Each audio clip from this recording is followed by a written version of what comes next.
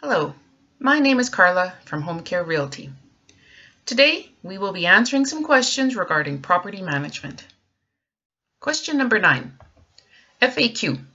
What happens at the end of a fixed-term lease?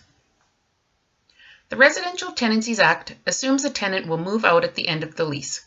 The landlord is not required to provide the tenant with any kind of written termination notice. Tenants should check their lease, as some fixed-term lease agreements require tenants to provide notice if they plan to move out.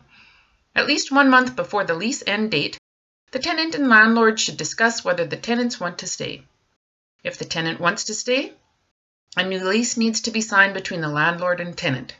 However, the landlord does not have to agree to a new lease. The tenant must move out by the lease end date if the landlord does not agree to sign a new lease. However, there are 2 situations where a tenant can continue to stay in the rental unit without signing a new lease. The first is where the original lease includes a provision that allows the tenancy to be renewed without notice after the lease ends. If the tenant chooses to stay, the tenancy becomes a periodic tenancy. The second situation is where a tenant continues to live in the rental property after the lease ends, and the landlord continues to. Term lease becomes a periodic tenancy in this situation. Question number 10. FAQ. What is the maximum amount a landlord can ask for a security deposit? A security deposit cannot be more than 1 month rent. The amount is based on the rent charged at the start of tenancy. If the landlord increases rent, they cannot increase the deposit amount. A security deposit plus any refundable fees, example a refundable key fee, must total 1 month's rent or less. Non-refundable one-time fees do not form part of the security deposit. The security deposit plus any non-refundable fee can be more than 1 month's rent. It is important to read the lease carefully or understand any oral agreement you have. That way you can determine what forms part of the security deposit and what does not. Question number 11. FAQ. Can a landlord charge a non-refundable pet fee and a security deposit? Yes, the landlord can charge a non-refundable pet fee and the security deposit. The non-refundable fee does not form part of the security deposit. The landlord can only charge a fee that is reasonable. This means that the landlord should have a reason behind charging the amount that they are. For example, if the landlord allows dogs, then the carpets in common areas will have to be cleaned more often. The non-refundable pet fee may go towards that expense. Tenants can try to negotiate with the landlord if they do not want to pay the fee or want to pay a lower amount. Question number 12. FAQ. What can a tenant do if the landlord does not provide the security deposit? The landlord has 10 days to deliver a statement of account with a check for the security deposit to the tenant.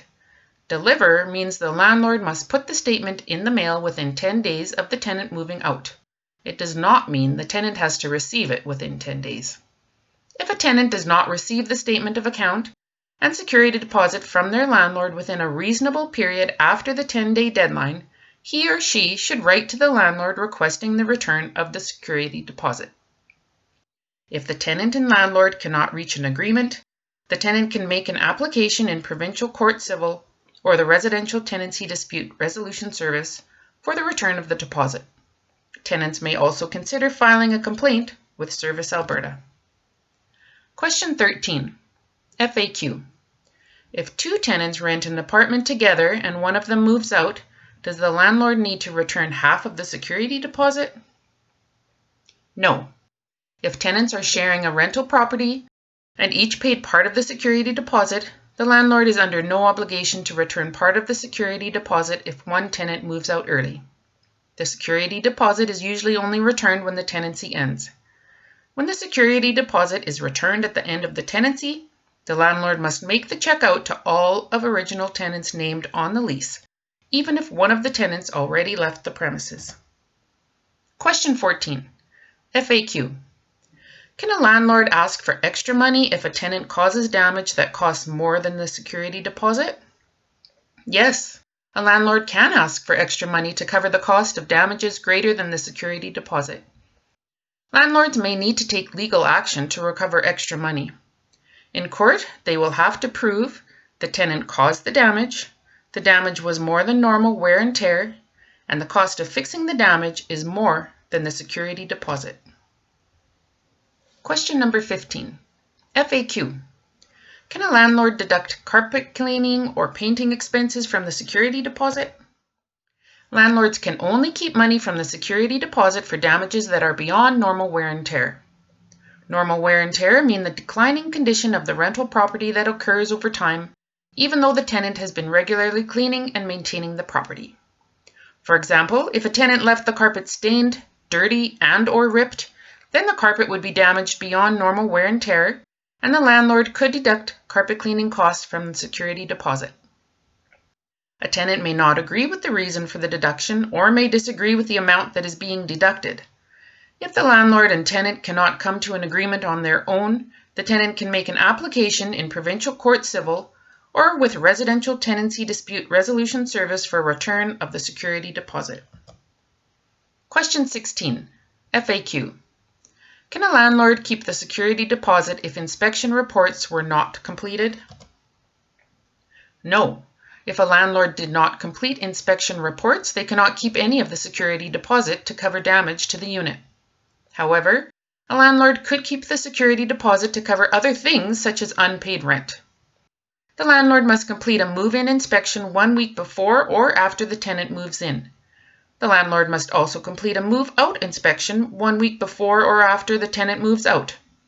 Further, the landlord must give tenants a copy of reports from both inspections.